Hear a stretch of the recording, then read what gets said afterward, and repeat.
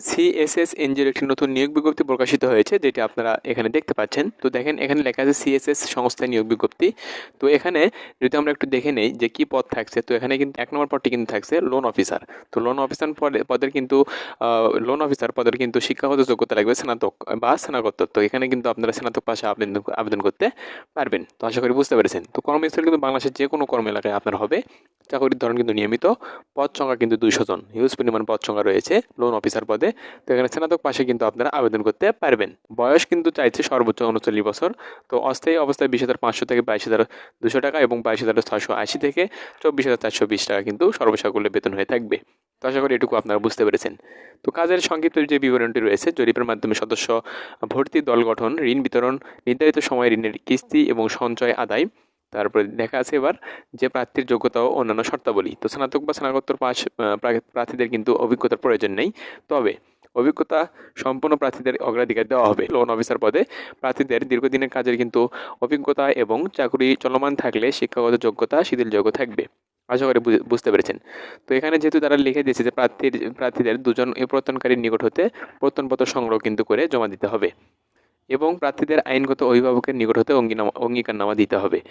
অনভিজ্ঞ যারা অভিজ্ঞতা নেই, অনভিজ্ঞ প্রার্থীদের ক্ষেত্রে বয়স কিন্তু সর্বোচ্চ 35 বছর এবং অভিজ্ঞ প্রার্থীদের ক্ষেত্রে বয়স কিন্তু 39 বছর। তো আশা করি বুঝতে পেরেছেন। তো আপনাদের কিন্তু এটার পরীক্ষার স্থান কোন স্থানে, কোন কেন্দ্রে, কয়টায়, কখন পরীক্ষা অনুষ্ঠিত হবে, কবে, তো সেটি কিন্তু তারা প্রকাশ করেছে এখানে। তো প্রথম 1 নম্বর যে পরীক্ষাটির স্থান গ্রন্থাগার ও তথ্য বিজ্ঞান ইনস্টিটিউট বরিশালে। তো এখানে কিন্তু বরিশালে কিন্তু 20/12 অর্থাৎ ডিসেম্বর মাসের 20 তারিখে কিন্তু সকাল 9 ঘটিকায় আপনাদের কিন্তু উপস্থিত হতে হবে। এবং 2 নম্বরটি যদি আমরা দেখে নিই, জয়দেবপুর, গাজীপুর, ঢাকা। তো এখানে যদি আমরা দেখে নিই, এখানে কিন্তু 11/1 অর্থাৎ জানুয়ারি মাসের 11 তারিখে কিন্তু সকাল 9টায় উপস্থিত হতে হবে। আশা করি বুঝতে পেরেছেন। তো এই যে 2-3 নাম্বারটা হলো যশোরে 24/1/2025 অর্থাৎ 24 তারিখে, জানুয়ারি মাসের 24 তারিখে সকাল 9টায় কিন্তু আপনাদের উপস্থিত হতে হবে।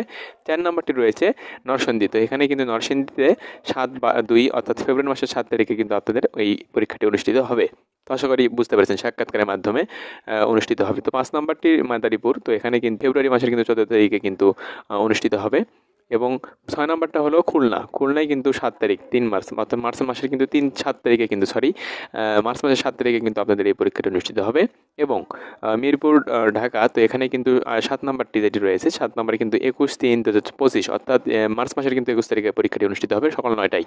তো আগ্রহী প্রার্থীদের পরিচালক HRMN PMEL বরাবর কিন্তু আবেদন করতে হবে। জীবন বৃত্তান্ত আবেদনপত্রের সাথে কিন্তু 2 কপি পাসপোর্ট সাইজ সত্যায়িত রঙিন ছবি লাগবে এবং জাতীয় পরিচয়পত্র, শিক্ষাগত যোগ্যতার সনদপত্র, অভিজ্ঞতার যে সনদপত্রের সত্যায়িত ফটোকপি লাগবে ও সকল প্রয়োজনীয় সনদসহ উল্লেখিত ঠিকানাগুলির যে কোনো একটি ঠিকানায় কিন্তু পরীক্ষা দিতে ইচ্ছুক, যেখানে সে পরীক্ষা দিবে। তো এই কেন্দ্রকে সিলেক্ট করতে হবে এবং যথাসময়ে কিন্তু উপস্থিত হয়ে নির্বাচনী পরীক্ষায় অংশগ্রহণের জন্য অনুরোধ করা হলো। আশা করি বুঝতে পেরেছেন। তো আবেদনপত্রে অবশ্যই প্রার্থীর কিন্তু সচল মোবাইল নম্বর এবং ইমেইল অ্যাড্রেস কিন্তু উল্লেখ করতে হবে। তো আশা করি বুঝতে পেরেছেন। তো এখানে কিন্তু তারা অন্যান্য আরও সুযোগ সুবিধা লিখে দিয়েছে। তো আপনারা একটু কষ্ট করে এখানে দেখে নেবেন। তো আশা করি এই ছিল বিষয়, মূলত যে বিষয়টি ছিল এগুলোই। তো আশা করি বুঝতে পেরেছেন। তো এখানে কিন্তু 1 নম্বর পদ যেটা থাকছে সেটি হচ্ছে লোন অফিসার পদ। তো এই লোন অফিসার পদে কিন্তু স্নাতক পাশে আপনারা আবেদন করতে পারবেন। 200 জন পদ সংখ্যা থাকছে। আশা করি বুঝতে পেরেছেন। তো আমি কিন্তু পূর্বে বলে দেওয়ার চেষ্টা করেছি। তো এরকম নিয়োগ বিজ্ঞপ্তি পেতে অবশ্যই আমাদের চ্যানেলকে সাবস্ক্রাইব করে পাশে থাকবেন।